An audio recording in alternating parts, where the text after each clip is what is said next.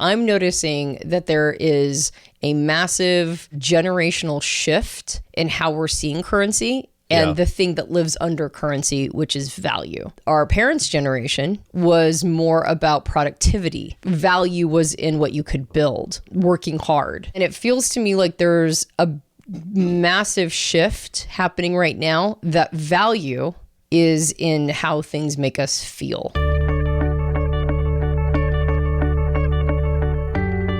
Hi, welcome back to the Personality Hacker Podcast. My name is Joel Mark Witt. And I'm Antonia Dodge. I told you something a couple years ago, Antonia, that you were like, I don't understand this comment. I said, currency is the killer app.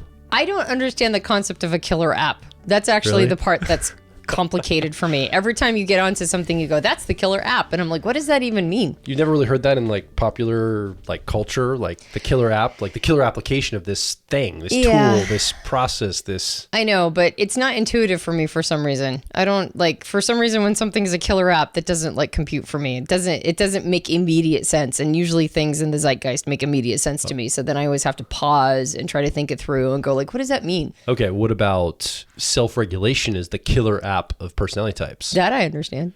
So you do understand the concept of a killer but only app. if it makes sense. So when you say killer currency is the killer app, it's like the killer application of what? All human interaction. Because all humans have to transact on a money channel. Like we can't get by without some kind of a value exchange with each other. We have to be able to trade something I value in a representative form. The barter system is a good way to know this. If I grow tomatoes, I have to now find people that want tomatoes to trade them. Yeah. Or I can go to market and sell those tomatoes and put it into a coin. And now this coin can buy anything. Everybody accepts that coin. Only a few people accept tomatoes. So a currency allows me to have as much interoperability with the value that's created in the world. Okay, so what did you say that currency was the killer app of? I just think it's the killer app, period. Well, the reason why it doesn't make intuitive sense to me is because I don't understand what it's the killer application of. Gotcha. Okay. Well, I mean, it's like the killer app among all apps is kind of what I say. Of just humanness. All the applications of the world. Let me throw you a bone here. Like you could say the English language is the killer app. It's like, maybe, but there's a lot of other languages that do things maybe better than the English language. So I don't know if you could say English is better than all of them. I would not say that. As a language, right? I would say it's got its... definitely it has its advantages, and one of the advantages it has is the thing it's actually perpetually complained about, which is that it's not very its rules are not tight. Yeah, it's very flexible. But that's one of its advantages is its flexibility in language. But we're not talking about language or English. I want to go back to that concept of currency and whether or not it's the killer app. Let me throw you a bone. Okay.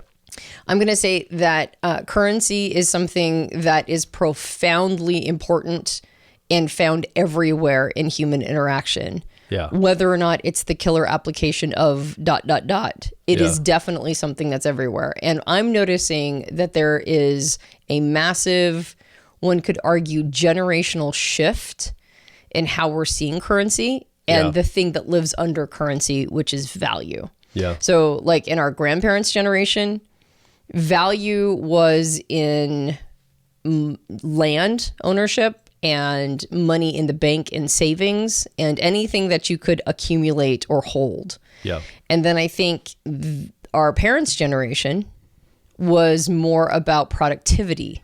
Like value was in what you could build and what you could like the amount of energy could apply to something like working hard and your productivity. Oh yeah. And it feels to me like there's a massive shift happening right now that value is in how things make us feel.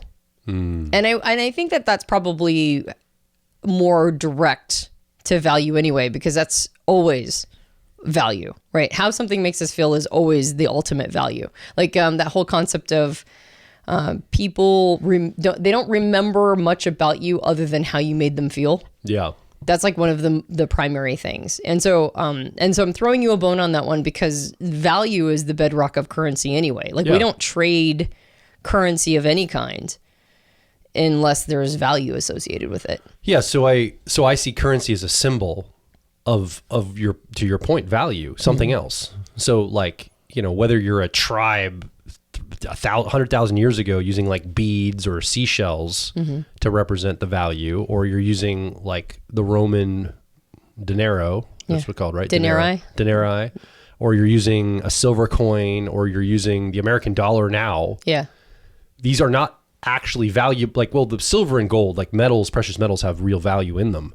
But most currencies are representation. They're IOU slips. There's like IOU value based on this slip. It represents captured value from some other, and mostly it's human generated energy. Like it's either it's like something grown or something built, like, you know, a farm, like food that's valuable, a human effort, a system that's built, something that actually produces real world results. Yeah. And the effort that goes toward that, the human energy, or the, at this point now, technological energy or other kinds of energy, but that energy now creates value in the world, and it's ever expanding. Isn't that basically what currency means? Like, I think of currency as being from the word current. Sure. And a current is anything that captures or is a way of relaying energy. I don't know the etymology of the word, but that would make sense. I don't know to me. either, but that pattern would hold to me. I'm just spitballing here, but that's what makes the most sense to me, is that's why it's called currency, is because it's a way to transmit captured value or captured energy. Yes. And the energy that we think of, I mean, at this point, it's life force energy. That's right. It's the energy that we apply to something or put our life force into. And so what you're saying is there's if life force or like the energy that's generated, like the more humans on the planet, the more wealth and the more value is created because there's more energy being produced. Right. There's not a finite supply of like value and money. Mm-hmm. It's ever expanding. Right. Somewhat because of inflation and, you know, the expansion of the debt money supply, but also based on humans doing effort too. It's not just on printing dollars or something. It's also how much we show up. Now that's a very reductionist way of, there's more complexities to that, but that's basically what's happening. Yeah. Is we're generating more value. So there's more value to be had. Yeah. Totality across the world. Mm-hmm. And what you're saying is each generation has a different relationship to how they represent and store that value. Mm-hmm. Yeah. And you've noticed a difference. Yeah. For example, my grandparents' generation that fought in World War II, or my grandfathers fought in World War II. My grandmothers didn't, but they fought by supporting from home. Right.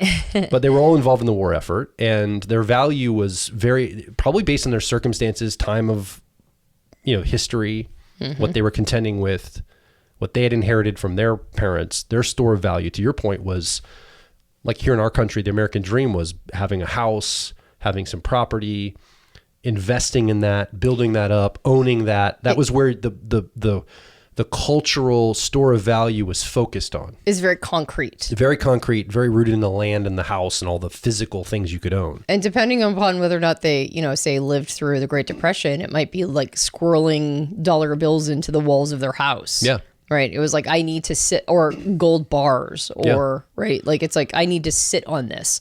It's like a frozen, I need to freeze or make all of my assets into something that's like a frozen or concrete, tangible expression. Well, how I look at it is it's just, we still have associated the fiat money or the dollar with gold or silver. Yeah. So that makes sense, their mentalities here, because if you look at a dollar bill printed before 1930 something, it says silver certificate on it. Right.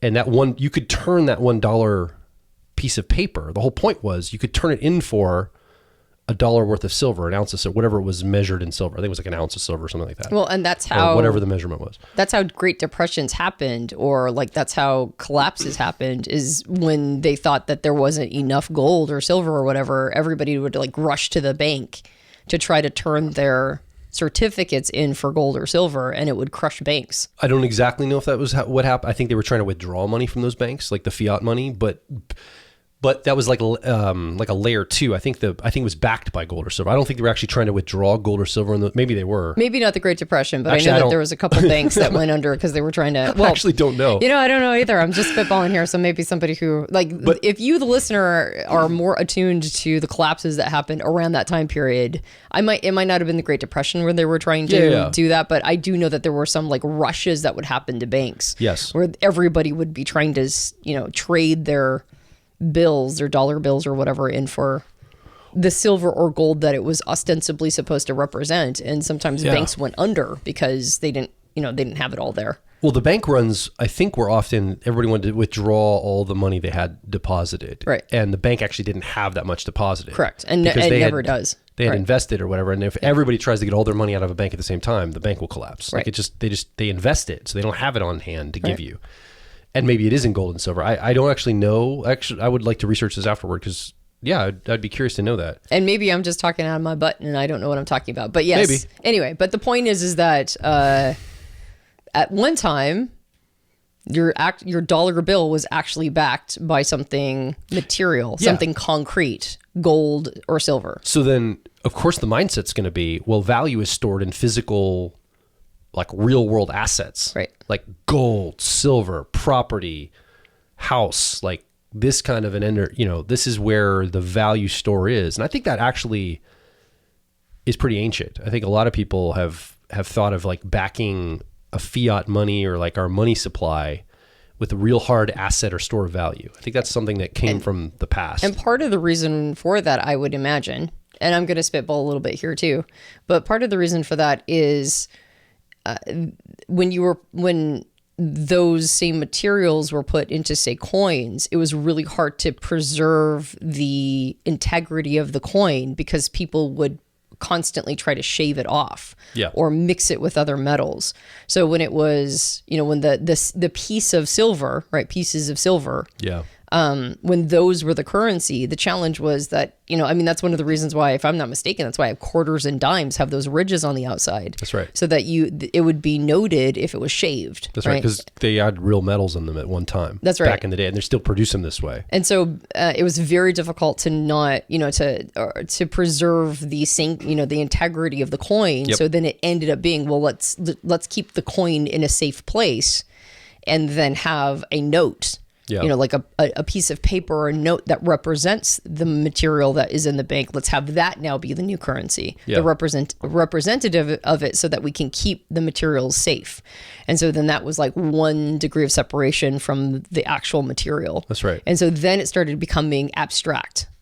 Yeah, I mean, the Romans if you look at the Romans, like their denarii were like 90-some% silver, and within a couple hundred years, the government had like boiled down the silver and added other metals to dilute it, and then the edges have been shaved off, and like I think by the maybe 40% silver in the coins after a while. So it was their version of inflation. Exactly, and so that kind of money could be inflated too, and it's always done by governments and people, and so that happens even when you're working with precious metals. Yeah. But it would make sense that our grandparents' generation would still have that mentality that that there's this real world store of value. Right. And then, but, in 1913 here in our country, in America, we invented the Federal Reserve, and now it changed it. We got an income tax. We got the Federal Reserve. Now we're issuing fiat money that is a little less backed by physical things. And now it really becomes the 20th century, especially now that the war is here at World War II, to get people hooked into an income tax situation. Right. Which was supposed to be a temporary tax, but here we are 80 years later. But it would make sense that our parents that grew up in that system think hard work, having a good steady job is the way you store and hold. That's where the value is. Mm-hmm. Because they were on like a big subscription model, which was this new thing, income tax. It's like a brand new thing on the scene, a subscription model. Hey, everybody give a little bit to the government on your income, and that'll fund everything we need to fund. Mm-hmm. Before that, they would levy taxes from time to time, but they didn't have an income tax. Right. So that would make sense why the boomers and maybe even the artist generation, born in the 1930s, and then the boomers in the 50s, 40s and 50s would have this mentality of like working, hard work, get a good job, go to college, get a good education. Because the economy system, all the incentives are no longer set up to buy and store value. Like you're not trying to buy a farm and operate a farm for value or create something. You're trying to go get a job now in the 20th century. Well, and then when the currency went from backed by gold or silver, when the dollar was no longer backed and went to fiat, and fiat basically means that your dollar bill no longer represents a material someplace else. It's now entirely symbolic. It's made up. It's like basically it's our shared consensus. We all agree it's worth something, right? And as long as we all agree, it still is. That's right. It's based on consensus. That's what fiat is. But it still needs to be backed by something. And so what ended up happening is it ended up getting backed by debt. Mm-hmm. So the Fed prints money, and then the American government. And then the Fed is not, the Federal Reserve is not, it's a private entity. It's not a federal and it's not a reserve. It's not a federal and it's not a reserve. It's neither of those two things. And it basically prints and then loans money to the American government. And these are a bunch of families that run this. Correct. Like private families. Right. Right. Yeah. And for some reason, we all think that that's not like super shady, but whatever. It's super normal and okay. Yeah, We're it's all totally okay normal. with it. So they get to decide the interest rate. That's right. Right. Which is also crazy that this like little... How much they loan, and they get to set the terms. They get to set the terms of the interest that the American people now owe them. That's right. For them printing money and quote unquote lending it to the American people. And so that's what the interest, like when we look for the interest rate on mortgages and has it gone up or down, we're actually talking about the interest rate that's set by the Federal Reserve to determine how much the American government has to pay them back for the money that was lent to them. So basically for every dollar that the Federal Reserve lends to the American government, there's a percentage that must be paid back to the Fed. And then that means that that's the agreement. The agreement is that the Fed is willing to do that because they know that they're going to get even more in return. Yeah. So then the fiat system is actually backed by something. It's backed by debt. It's backed by us owing the Federal Reserve money, because it printed money for us. That's right. It's all kind of like a real shady situation, but regardless of how shady all of that is. And inflation is necessary to keep that system running, because you have Correct. to ever expand the money supply at a small amount. That's right. A continuum. That's as right. long as that's controlled, and this was the theory, the monetary theory, it's like, and again, we're overgeneralizing this like crazy. Yeah, but totally. The monetary theory is like, just expand it a small amount indefinitely, and then you're good. You can keep growing the money supply, and you won't collapse an economy. Which is why inflation is inevitable. That's right. And why we are always in debt. Yeah. There will always have to be somebody in debt in a fiat system. That's what it's built on. And that's why the social agreement works. The social agreement works because at the highest levels, there is an arrangement where we are in debt, or we owe money to these private entities. That's right. That will then continue to act as if the fiat money is a real thing, because it benefits them and their corporations and their banks and all their stuff too. Yeah. So it kind of makes sense that if we went away from gold and silver, which are hard materials, concrete things, and our grandparents and great grandparents, and for the portion of time in which that was the currency that they used, it would make sense that concrete, tangible things would then be representations of value and wealth. And then it also makes sense that when we went off of that, and now we're in a debt cycle, then it would make sense that our parents and like the younger version of grandparents or great aunts and uncles that were younger or whatever, boomers, like you said, and artists, it would make sense that they had now shifted their perspective of what currency and value are away from concrete assets and into productivity and the ability to work hard and to gain assets and stuff. But there was an explosion of playing, investments, playing that game, like investing in companies and investing in, like, it went up a layer of abstraction. Yeah. I think it went from a ownership model to a debt model, and the game is played differently there. Like if you're not trying to buy and hold and own assets, you're trying to leverage debt and leverage investment and leverage this system that's operating this way. Yep. And I think our generation, and maybe the millennials too, so Gen X and millennials came along, and I think the Gen Xers, the gold and silver didn't go away right away. Like it took a while, and then in 1971, Richard Nixon signed like a law, or a bill that was in Congress or something. We went off, monetary policy was we disconnected from having to have the gold standard against our dollar. Right. And so then the dollar was free floating, and it was just consensus. And somehow, I think because in the 1970s, the Arab countries started to get a lot of oil, we sort of loosely pegged our dollar's value to the petrol dollar, or the petrol value, like the value of oil coming out of the ground. And now we see all the the conflicts and all the chaos that happened from here. Right. Like nothing happens in a vacuum. Like all of this, and if you follow the money, you can almost point to everything that's happened in our world since the beginning of time. Well, a bunch of wars were started over the territories that had oil because that it became kind of our new quote unquote, version of currency, loosely based. That's right. Yeah, exactly. And so a lot changed in 1971. A lot changed in the world because of that, I think. And we're still dealing with some of the fallout of that. That happened before I was born. But you and I are born into the system, I'll call it this petrodollar system. And I think the value, you said that the next value of the generations is like feeling good. Well, and I think it's because at this point, there's a lot of, I mean, we were pretty much, and I use the word brainwashed loosely, but that propagandized, socially conditioned. Socially conditioned is That's the better best way of saying it. Because all of us are socially conditioned. Correct. This is how we were. Yeah. Well, I say this quote every once in a while on the podcast, but Robert Anton Wilson says that the easiest way to be brainwashed is to be born. Yeah. And basically he's talking about social conditioning. And so our generation was socially conditioned into the life force, work hard, be productive, get a good education, go to school, pay your student loans back, try to get a professional job. The more educated you are, the better opportunities you have. And that system got real greedy and got real corrupt real fast when all of a sudden one had to get a college education in order to get a good job. Yeah. And academia rode that into the sunset and started inventing jobs for administration and all that stuff.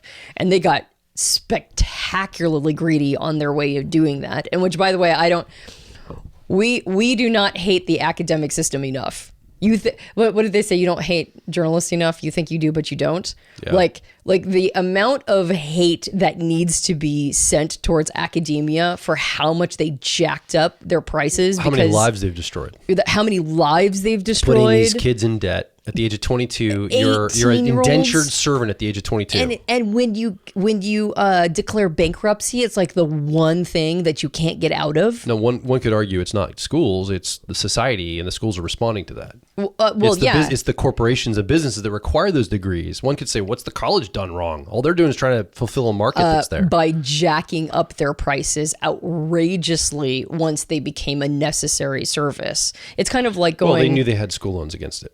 So it's government money, just like healthcare. Once healthcare comes in, the prices go up for a health visit because they know they're getting insurance money. If you know that it's not, if it's all government monopoly money, why not jack it all up? But that's why people are like, yeah, when my great grandfather went to college, he was able to do it for like $1,000 a year or something, or like $1,000 for the entire experience. And now it's like 100,000 or 150,000 or something outrageous like that. And I'm not saying that.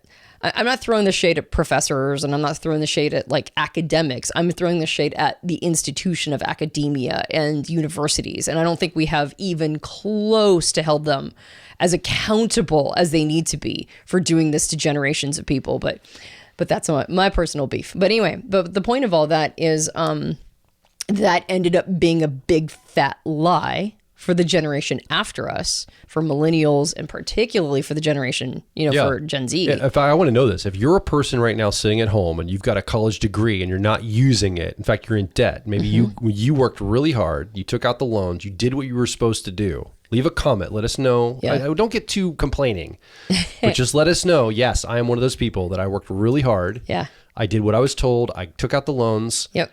And here I'm sitting with a degree that I can't get a job, or it's really hard to get work. Or you didn't get a job in your field. I didn't get a job in my field. I think nobody gets that. The degree. Hardly. I know, but the degree opened doors. Yeah. But you didn't get a job in your field. Yeah. That's very common. Yeah, I'd love to hear that in the comments if you want to leave a comment about that. And don't worry, I was just salty enough for you. But that said, I have a real beef against this whole putting, basically 18 to 20 year olds through this grinding, mill of debt so that they start their lives out in this, but I guess that's the Fiat system, right? We got to put debt somewhere. Why not on our young labor force, right? Anyway, so that didn't work out. It ended up being kind of a big fat lie that everybody's just kind of trying to wake up from right now. We actually, because education, we instinctively know that education in and of itself is very important. An educated population is an incredibly important thing. Absolutely. And so we know that education in and of itself is important, but so we don't know where to place the anger. I think a lot of people don't know where to place the anger that they feel in the betrayal that academia did not fulfill its promises to the majority of people who went through. And so it's kind of like getting mad at God or religion, when like everybody, I think having a spiritual aspect to yourself is important. I think everybody kind of knows that having a relationship to some sort of, I call it existential regulation. It doesn't have to be religion. It can just be a spiritual aspect of oneself. Purpose. But a higher purpose, meaning, questions around existence. We all know that these are important for humans. Yeah. And but then religion fails us. And so who do we get mad at? Do we get mad at God? Do we get mad at religion? Do you even believe in God anymore? So what happens if you stop believing in God? Yeah. So then you can't be mad at them. And so is it like, well, but then all these other people were just part of the system too. So who do you get mad at? And I think that we're just about due to do for that with academia. Like we know education is important, but who do we place our anger at for this like kind of broken system? So I think though that all of that, that's just one node in the system, but there's a whole bunch of those. By the way, there's a great Mark Twain quote where he says, "I never let schooling get in the way of my education." Right, exactly. Because there's a difference between school and you're like, how do we get people educated? Well, get rid of school a lot. When I say school, the institution or entity of school doesn't always educate well. No. It schools well, but does it educate well? Right.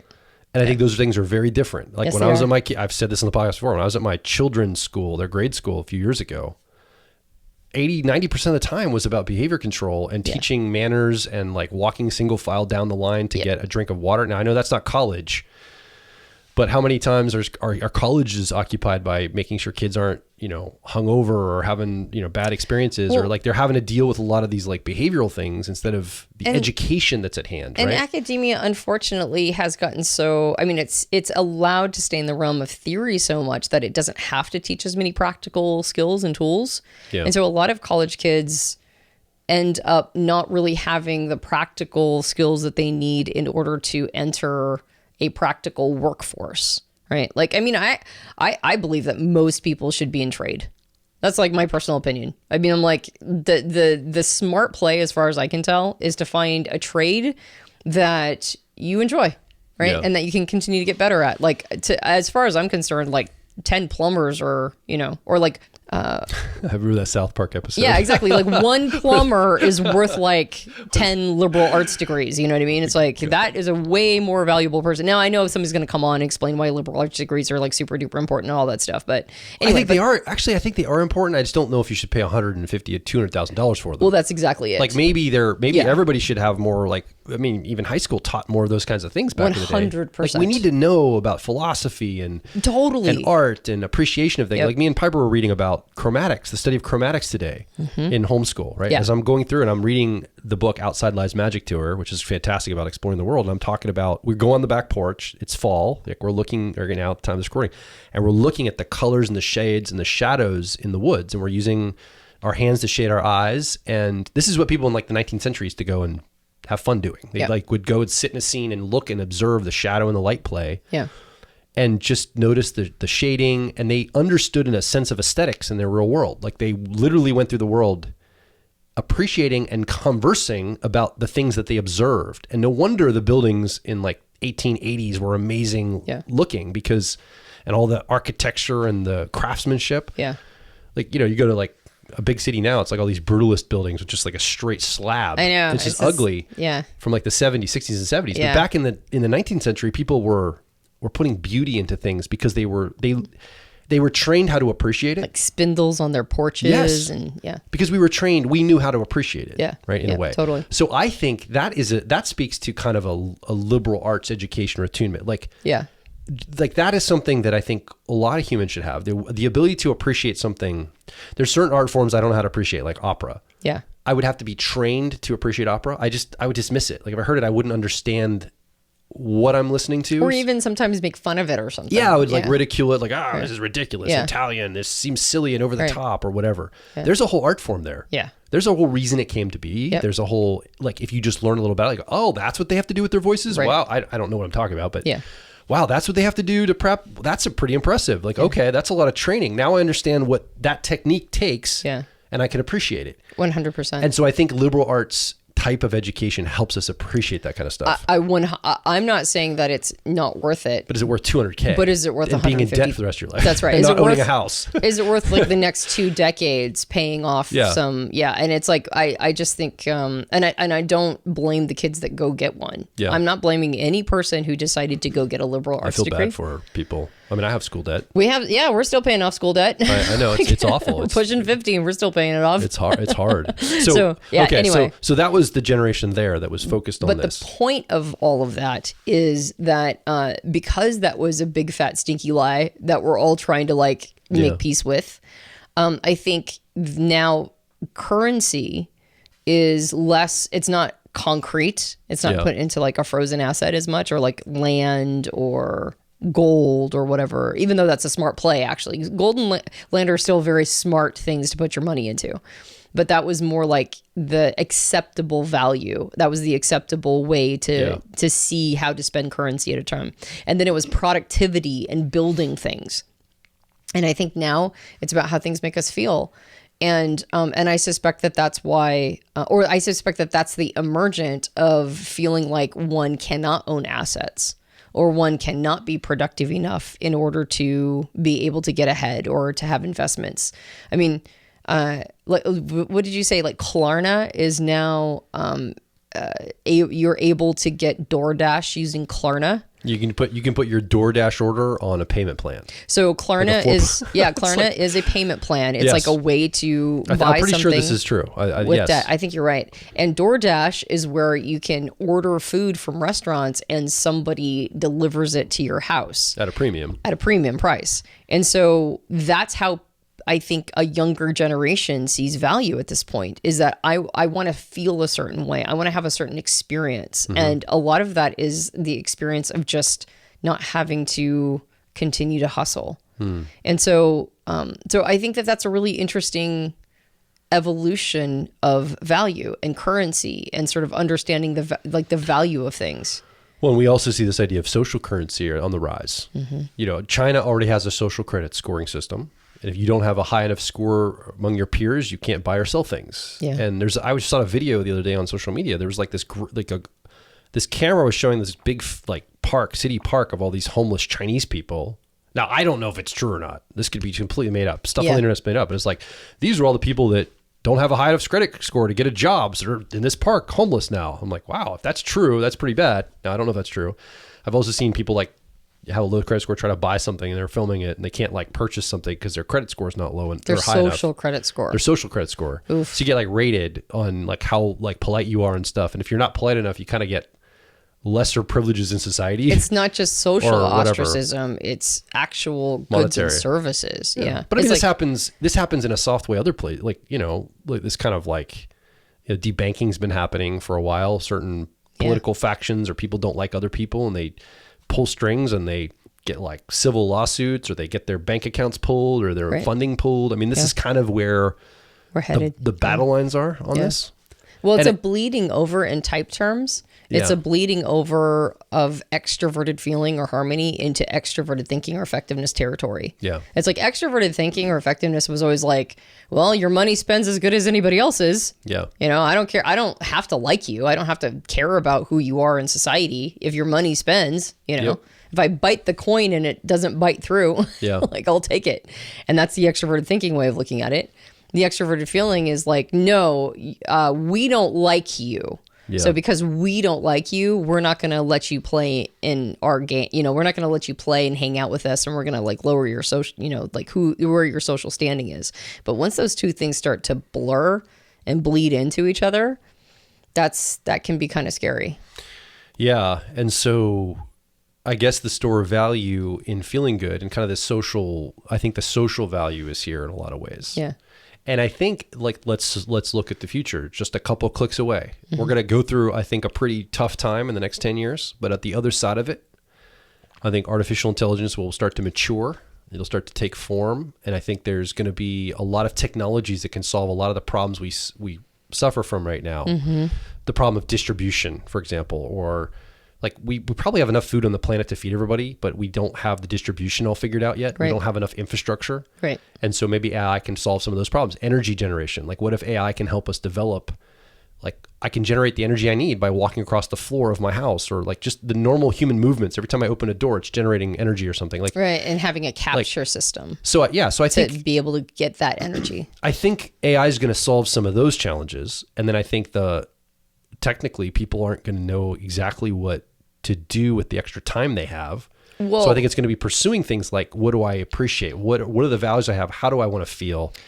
Value is going to be measured very differently in 20, 30 years than it is now. How we capture, store, and understand it. I think that's true. And also I can't get around, and I've applied a lot of thinking wattage to trying to solve some of these challenges. But not in a, not as a discipline. So I know that I'm probably very wrong. You know what I mean? I'm not a dumb person, but I also know that there's a lot of stuff I don't know. So when I apply thinking, or problem solving to some of these challenges, I know that I have a lot of limitations in understanding how certain things work. Yeah. But the thing that AI, I think, will help solve problems, but after it makes a whole bunch of them. Yeah. Right. Of course. And the thing the first problem that it creates, and it's happening right now, is taking, like human effort and replicating human effort and making things streamlined, faster, and much, much easier and way, way, way cheaper. And it's going to expose any bullshit job out there. Yeah, that's right. And like overnight, if a job is sort of like, it doesn't really need to exist. Yep. It's just kind of created for the human to have a job. Yep. Man, that's gone so fast. Yeah. And so there's going to be a bunch of people out of work. Like it's already happening. So there's going to be a ton of people out of work. And so there's going to need to be some sort of, universal basic income. Like I can't see around it. Like, well, that's if everything goes well. If everything is well. Well, I don't think it's going to go Mad Max. I think you're right. I think it'll be something like that. It's just going to need to happen. But the challenge with universal basic income is, we talk about challenges or problems of distribution, but the value has to exist to begin with. Yeah. And I know that the easy, I was about to say cheap, but it is kind of cheap and easy.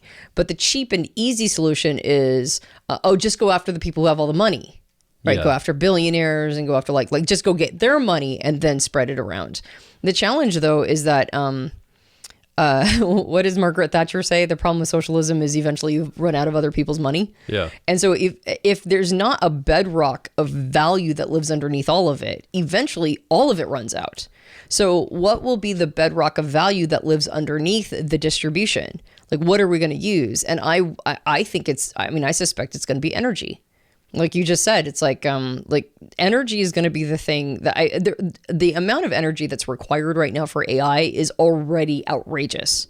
Yeah. Like the amount of energy that's needed is just kind of like, it's mind boggling. Well, and look at the powers that be. Like Bill Gates recently already has backpedaled from the whole global warming, because I think he knows that all his investments in AI and infrastructure are going to be dependent on generating so much energy. It's going to be a direct conflict with the global warming narrative, because totally, I think he's doing the calculus, going, oh shoot, I'm going to lose a bunch of cash if I don't get out of this narrative quick, because people are going to hold me to it. That's right. I guarantee you he's backpedaling for that reason, because he knows putting money down now that the global warming narrative is going to 180 degrees change. Not from the people that truly believe it, like not from the foot soldier, believers. the people that are like activists that are like in Seattle right now in a tree to stop it from getting chopped down. You're like those people I think are going to keep going. No, but all the people at the top. I'm talking to the people that have been using it as their power cudgel, to get something, like the Bill Gates of the world. Correct.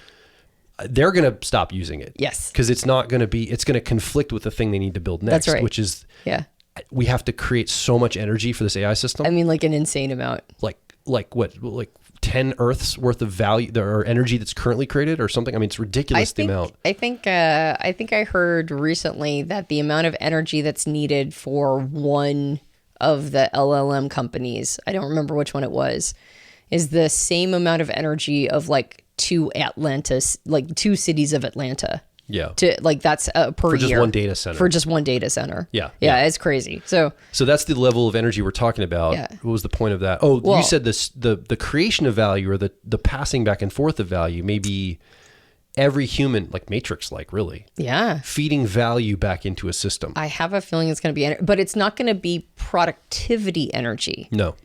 It's going to be, and I don't think we're going to go Matrix. I don't think we're going to turn into batteries or anything. I mean, actually, I think that's like one of the least efficient ways to suck energy out of a human is to just have their body heat do it. Yeah. I was like, that's the one thing about the Matrix that I was like, this seems like a very inefficient way of sucking energy out of a human, considering that we can like run on a treadmill and create a bunch of energy. But I think energy production and the ability to almost passively, like you said, like maybe install things in hardwood floors when you're walking across the floor and it's capturing all that energy, or the energy of like opening and closing a door. Like if we can find energy captures in like everything that we do, yeah, then that might end up becoming something that is like the next currency. It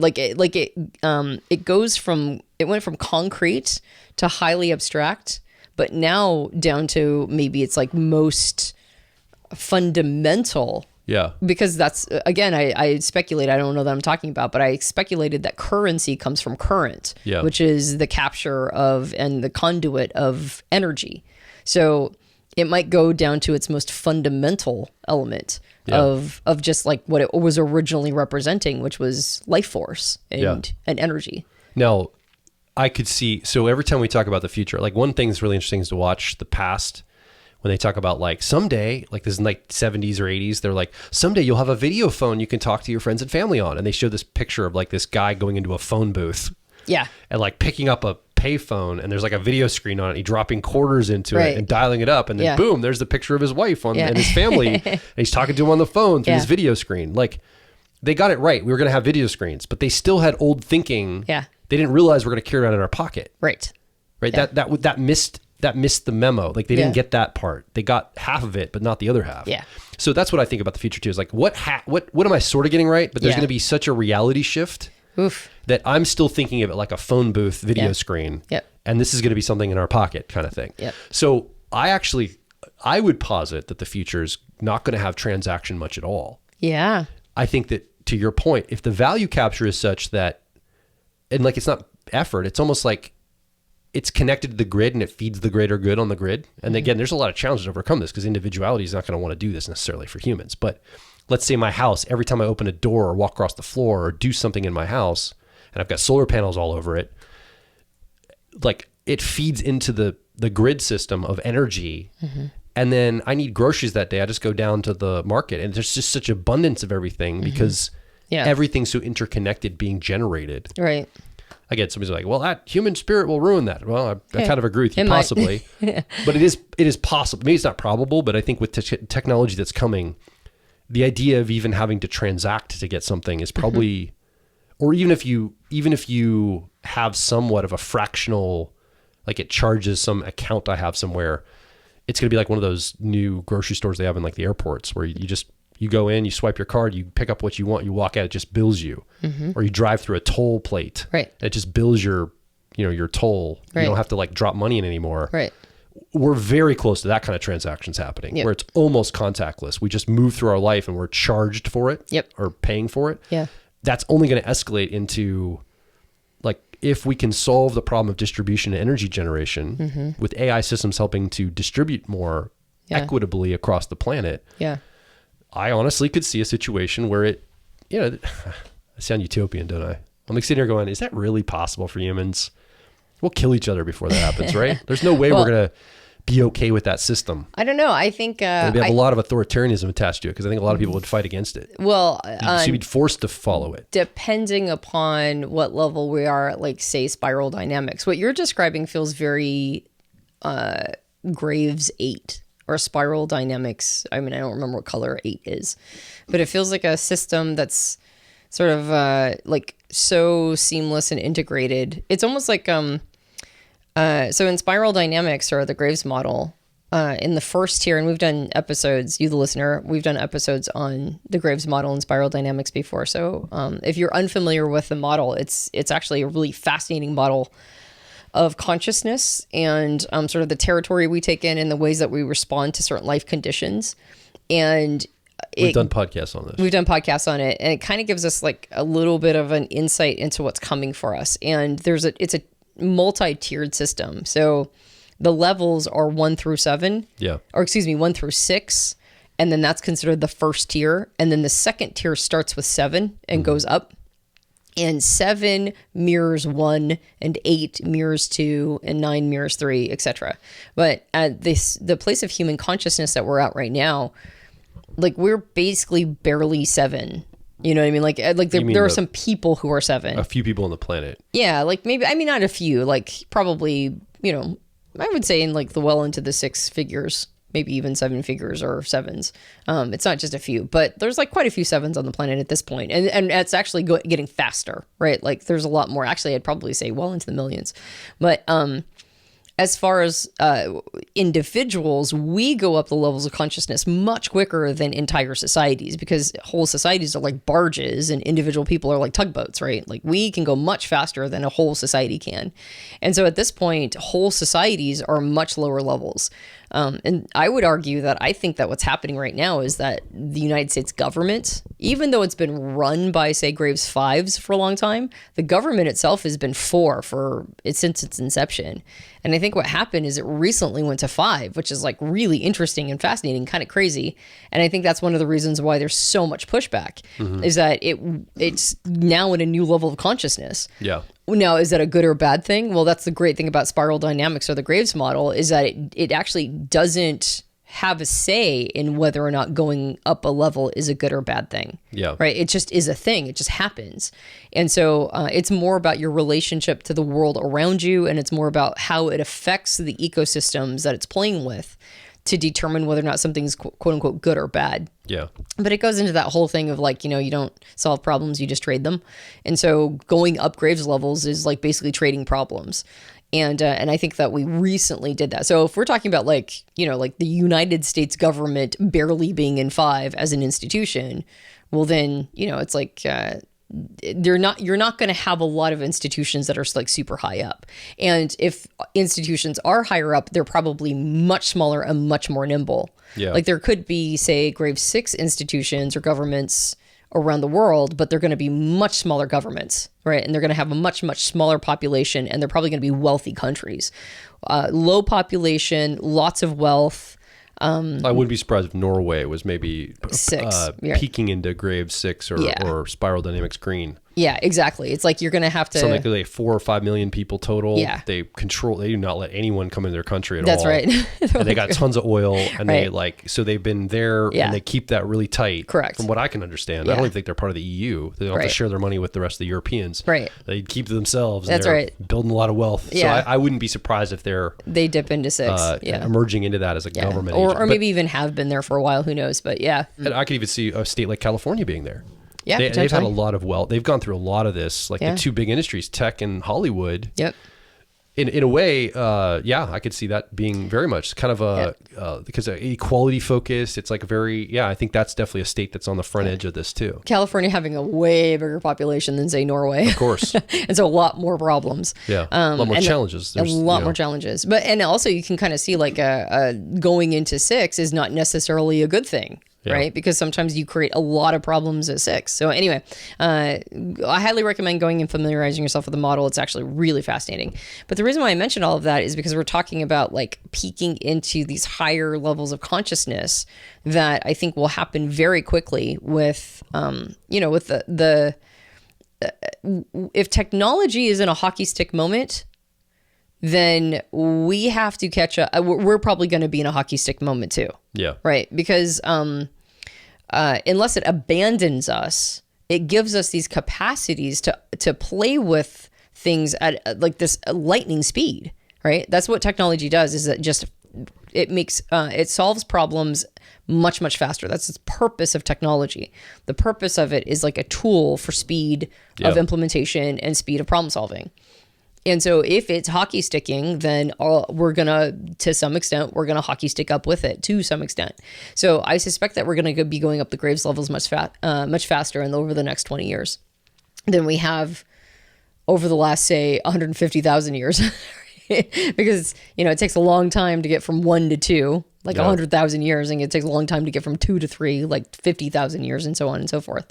But then by the time you get up to the higher levels, I think we've been in 5 not that long, and we're probably going to move into 6 pretty soon. And, anyway. And the point of all of that is because there are multiple tiers and the tiers rhyme with each other. If like 7 is the first level of the second tier, and so 7 is kind of like 1. And 1 is about individual survival. It's about surviving, like I survive and my offspring survives. That's what is the big concern at 1. And then it goes up to like my tribe, and then it goes up to, and expansion of consciousness makes it so it gets more and more sophisticated. If 7 goes back to the ideals of 1, but it's been it's had a global expansion consciousness from 6, 7 goes back to survival, but now it's thinking in terms of global survival. And 8 is like 2, right? And so I'm like, okay, so when I try to project into the future and think, what is 8 going to look like? And then I look at 2, and what is 2 usually focused on? Well, 2 is usually focused on like family and tribes. And I think about like the rhythm of a lot of, basically families are 2 institutions, like level 2 institutions. And I think about a family in the morning that's trying to get ready for work and for school.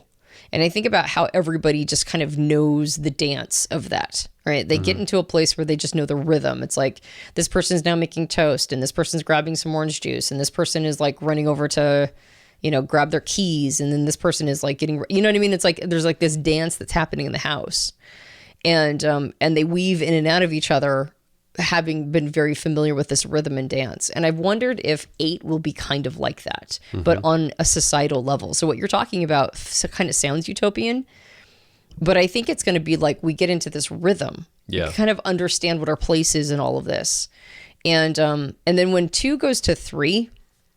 It's because 2 is in such a rhythm, it's not, it kind of calcifies. And so we go to 3 as both individuals and societies in order to express ambition.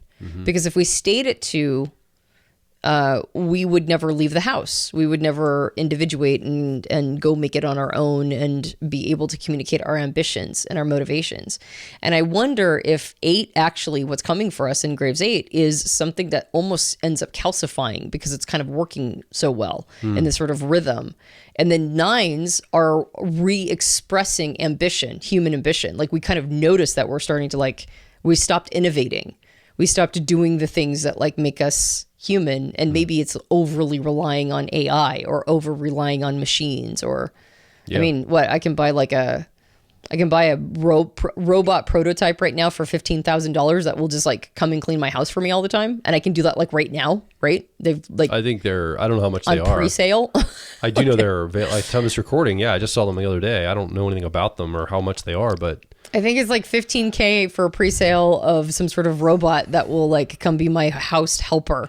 And this is 2025, right? And so it's like, so that's coming very fast, and it's going to get real easy to lean on all of that. And it's going to get real easy to get into this sort of like, I'm being taken care of. Somebody's watching this from the future right now going, what do you guys, this was a thing for you guys back then? Like, that's right. This is like a surprise? I've got my robot like holding my screen right now so I can watch this podcast.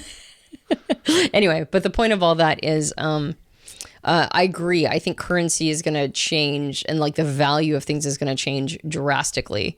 And so having said all of that, I guess the big question is, and I know you're tagging something, so I don't want to go off on too much of a tangent, but away from whatever you're tagging. But the big question is like, okay, so what do we value?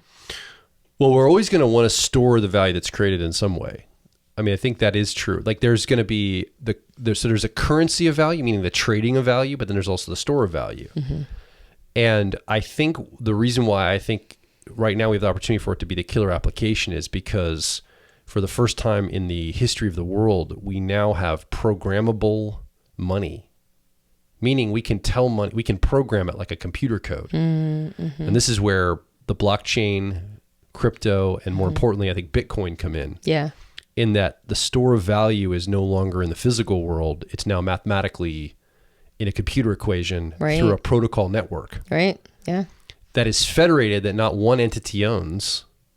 Now, the crypto stablecoins and things can be issued, but Bitcoin, at least a protocol system like Bitcoin, no one can own it. It's a mathematical equation, and the store of value is from real energy generation and stored there. And it's programmatic. Like, you can program it to do things. So it can carry information and operation on the blockchain.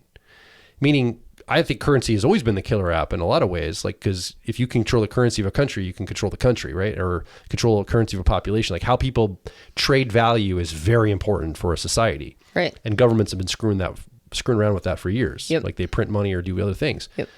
But they've always been in the province of holding on to it. So I think the other nature of value is it's about to exit the control of governments forever. That's why they're freaking out. They're freaking out. It's about to exit the control of governments. Anybody who's like, no, we need to stay on fiat because it's real. I'm just like, oh yeah, really? That's real? But it's actually, that's what governments can control. But it's not just a store of value, and it's not just going to be a currency. Maybe you won't trade Bitcoin directly. You'll have some kind of layer 2 or 3 on top of it. Just like fiat used to be backed by gold.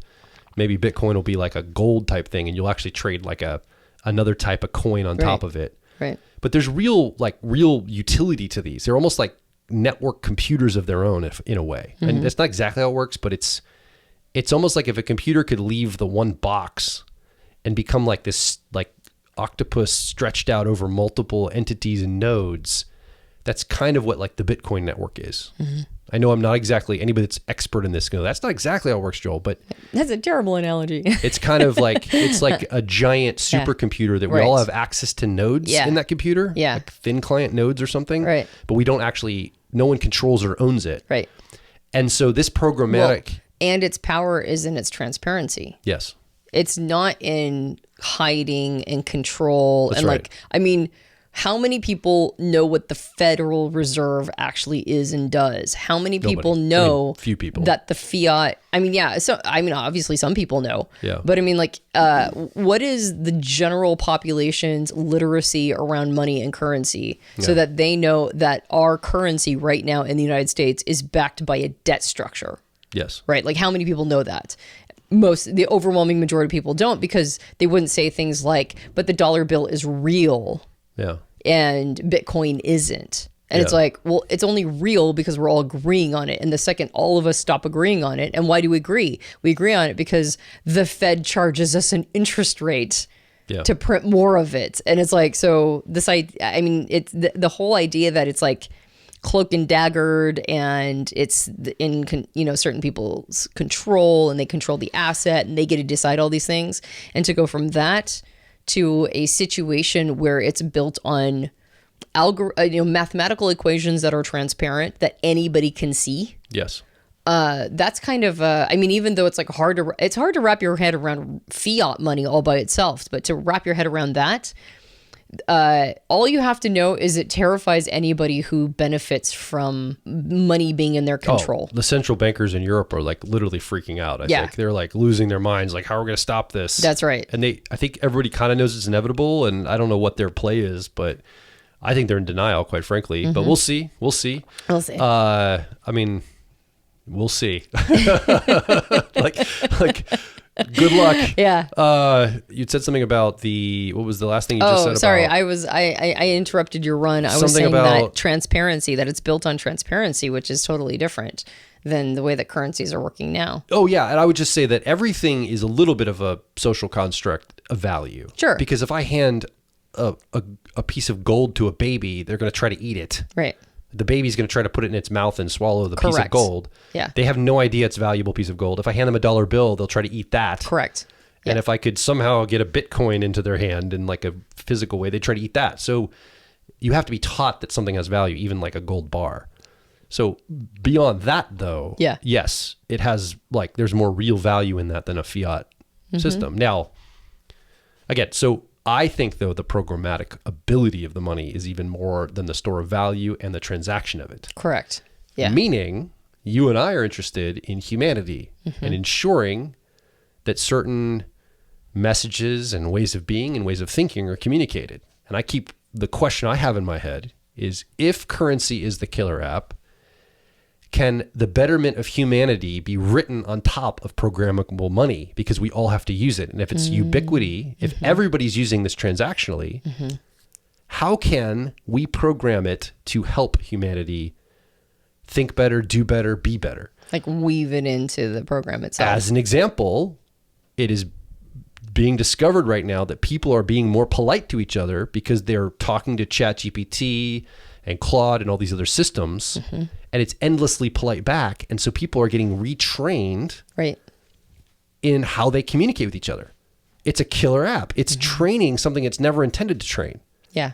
People are always using a lot of dashes in their text too, and like all sorts of weird phrasing. Yeah. But like it's training people to be more polite in a lot of ways if they're using chat. We're finding that people report that they're finding their friends and family that are on chat to be nicer to them, or kinder to them, or speak with more carefulness. Yeah. So, okay, what if you could take that and now something that's just chat, people have to choose to use it. But if there's a currency we're all on that we have to use to transact, is there a way to program it to help humans do better? Yeah. That's the big question I have. That's like the big endpoint to it, is to say, wow, you could bake it into the system itself. Yeah. Of currency. Of currency something itself. that we all have to use. The transactional element and the store value of it, because it's programmatic. Or it's programmable, I should say. It's such an interesting question. So that's the question I have. But I do think that this is interesting that the store of value changes. I'd love to hear from you. We'd love to hear from you if you're listening or watching right now. Where do you think that the biggest value is? Is it in these feelings? I think feelings also ties to brand. Like people, a lot of people are into build your brand. It's like your reputation and the way your value as a person is packaged. Yeah. Like there's a lot of, I have to package my own personal value for the platform I live on so that people will buy and transact with me. Well, and in Personality Hacker as a brand, right? Like we have to, I mean, in some ways we have to continue doing a podcast. We're off brand right now. Oh, big time. This particular podcast episode is off brand. A lot of people won't see value in it because of that. They will not see value. Without the brand first, they can't see the value outside the brand. Correct. In fact, there's probably a lot of people who are like, I thought this was about a personality type, and they just shut us off, or they are not listening to it or whatever. I think what's funny is that as we talk about these things, I'm like, every once in a while we do one of these episodes, and I suspect it's because, as people who are intuitive, we're constantly talking about what's coming up in the future and trying to pattern all that stuff. Yeah. And it's almost like one of these episodes just sort of explodes out of us every once in a while. Every once in a while we're like, we have to talk about the future and what's coming for us. And then we go back to being quote unquote on brand. Yeah. But this will not evoke the feelings that people are used or expect from the brand of Personality Hacker. Right. And so actually in some ways, these kinds of episodes probably they financially hurt us. People will not exchange their currency with us because we did not evoke the feeling they were expecting to get from the brand that they, I know this and yet I'm still doing it, but because it's the feeling I want, right? And in some ways I'm trading my time. Sometimes I'm trading my time for money. Sometimes I'm trading my time for purpose. Mm-hmm. And sometimes I'm trading my time just because if I'm going to throw my life force into this, every once in a while it has to be for me. Does that make sense? Yeah. Because I don't get paid specifically to podcast. This is a lost lead, right? This is something we just kind of give away. And so because there's not a one-to-one correlation between, money for the podcast, every once in a while we get a little self-indulgent and we do it for ourselves, right? Yeah. But it's an interesting concept of then the currency is, I am chasing a feeling right now. Yeah. I'm putting my life force into something, and the feeling I want is a pleasant conversation with my husband around the future of currency. Yeah. And so it's it's like a very real experience right now. But the brand of Personality Hacker is probably going to take a hit because I'm not talking about personality types specifically in this particular episode. But in aggregate, it does, because we're on episode 600 and something. So, in aggregate, we are on brand. So it's like really interesting I'm sorry, I just had this moment of like this meta perspective on what's happening right now in terms of the brand being the thing that is the currency exchange. Yeah. Or the feeling that is being sought. I think one of the thought exercises we could all do, and I think we're ready to wrap up here in a moment. I feel pretty complete. Yeah, I've been self-indulgent enough. One of the exercises I think you could do is like, if you could look, I think every system has a currency. I don't just think it's dollar bills, and I don't think it's just Bitcoin and all these other things. I think every system has a currency, and I'm always trying to find what's the currency in this system. You go to an arcade, like a video game arcade. They have a currency.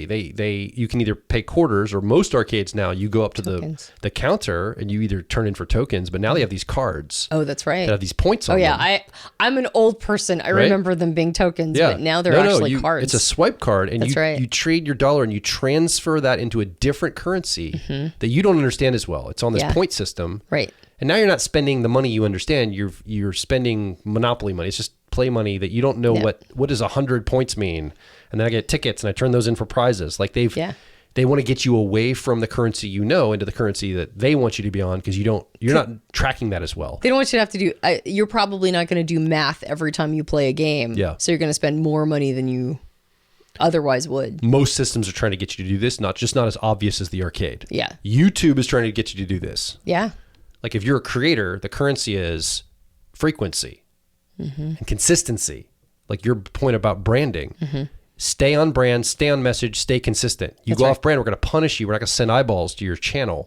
That's the currency, is those things, right? If you're a creator, if you're a viewer, it's a different currency. So there's always a currency running in every system. And if you can spot the currency, you kind of know what the game is, right? You know what's actually playing. There's a currency in American football. It's to score the points, right? But there's also other currencies running too. Right. Of like stats and other types of like time management and other kinds of things that you're running the game inside of. Plus there's real money currency in the behind the scenes. And there's currencies in relationships. That's right. That's right. There's like a currency value exchange running all the time in relationships. Yeah. And people are not always working with the same currency. And I think it's one of the things that I like really try to tune into. It's one of the things that improve my life is really knowing where the value flow is. And I'm able to spot it pretty quick. And I've found it really useful. Yeah. So that'd be my encouragement to you, is see if you can spot the currency. And if you find one in a system you hadn't noticed before, I'd love to see that reported here in the comments too. Like, hey, I just realized what my family currency is. It's this or whatever. Like your family was a lot of banter. Like that's how you guys had a currency of showcasing, was humor and banter. Yes. My family was teasing.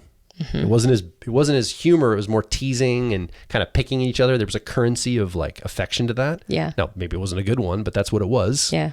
So what is it for you in your life or your world? I think that's a really interesting question. All right. Also, you can check out all sorts of resources over at personalityhacker.com. We've got a book, we've got courses, we've got programs, we've got all sorts of stuff over there. You should actually pick up, you should pick up one of the decks of cards. We've got these personality cards. Yeah, they're pretty cool. That we produced. That I did some videos recently. I keep putting them out on YouTube. If you have seen one of those videos, you should get yourself a deck of these cards. They're really a great way to learn personality type for yourself, to share with other people. Well, you bring them out and people are like, oh, this is legit. Okay. This is a cool thing. You start to play with people. That's awesome. So, and I almost want to do a whole podcast on this, but the question of how do I get people into personality type? Yeah. Is one of the biggest questions we get asked by our audience. Yeah. And the answer is get a deck of cards. Because you start working with those cards, people go, oh, this is real. Yeah. So that's the first thing. They're very curious. Yeah. Even kids get curious about it. Totally. And then the second thing is self-regulation. But we talk about that endlessly. So. Oh, we will continue. And we will continue. All right. My name is Joel Mark Witt. And I'm Antonia Dodge. And we'll talk with you on the next Personality Hacker podcast.